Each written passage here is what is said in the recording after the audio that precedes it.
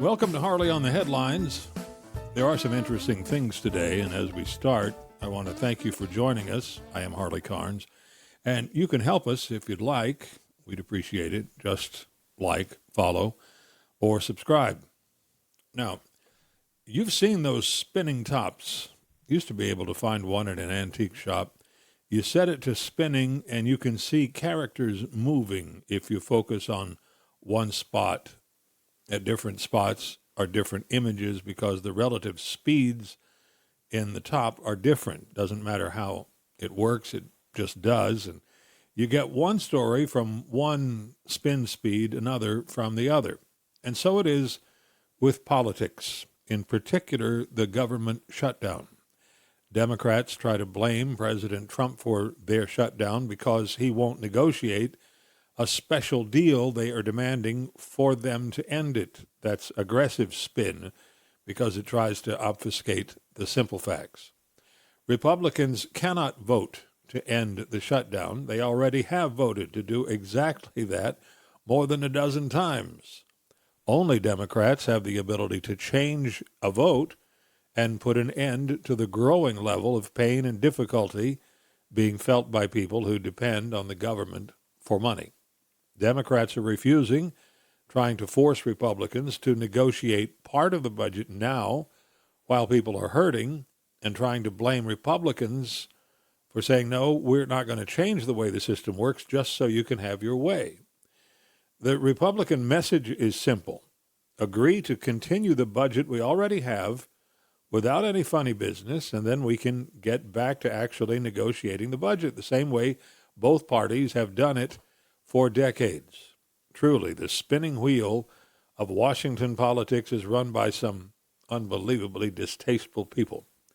Democrats will come back to the table, probably shortly after the elections are over, because they think they're buying votes with this shenanigan.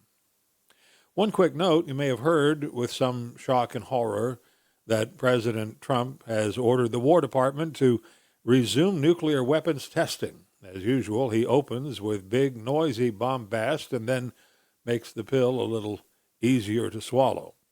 The Energy Department reminds us today nuclear weapons can be tested these days without blowing them up. So yes, there will be testing. No, they won't go atomic boom. The war in Ukraine continues. More American-made air defense weaponry has been delivered. The Patriot anti-aircraft systems can stop Russian airplanes and missiles. Stopping the daily barrages of military drones is a lot more difficult. No country has yet developed an effective shield against tiny drones, which are essentially little airplane bombs. Hamas is still alive and kicking. The terror group handed over to Israel the remains of 3 more dead soldiers. Israel gave back to Hamas the bodies of 45 Palestinians. Figures it was an almost equal trade. Remember that diseased lab monkey that escaped in Mississippi last week? People were told to be on the lookout for the macaque. It was known to be aggressive, and this one was also sick. You don't have to worry about it anymore. A woman near Heidelberg, Mississippi, shot it dead in her backyard. She has 5 kids ranging from ages 4 to 16, and there were other kids in the neighborhood. She had to shoot it twice. Jessica Ferguson is her name. Nice shot, ma'am. Xania Monet is the computer that sings. She, if you will, or it, is an artificial intelligence woman singer. It is not a real person.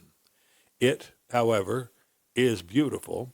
A computer-created young black woman, and it can sing. A real R&B powerhouse. People have compared it to Rihanna or Keisha Cole or maybe Alicia Keys. It was designed by a human, Talisha Nikki Jones, who is from Mississippi, a poet who writes the lyrics, and by Suno, an AI music creation program. There is a full-length 24-track album. There is a human manager named Romel Murphy who says AI doesn't replace the artist, but there are at least 6 AI or AI-assisted artists that have made it to Billboard's rankings thus far. What it means is that a poet who can't sing a lick with a voice like scraping a pan with a chisel, or can't write a note of music, will be able to set his or her poetry to music and maybe make millions. What does it say? That young people are buying into this music? Does it say anything? Or is music just music, wherever it originates, from a computer in the service of someone with an idea who can't sing, or from an artist with actual talent, or from the sound of the wind, the waves, or a babbling brook? That'll do it for today's Harley on the Headlines. If you get anything worthwhile from these quick visits, please give us a helping hand. Hit like, follow, subscribe, pass the word. I do thank you for that. I'm Harley Carnes, and we'll see you soon.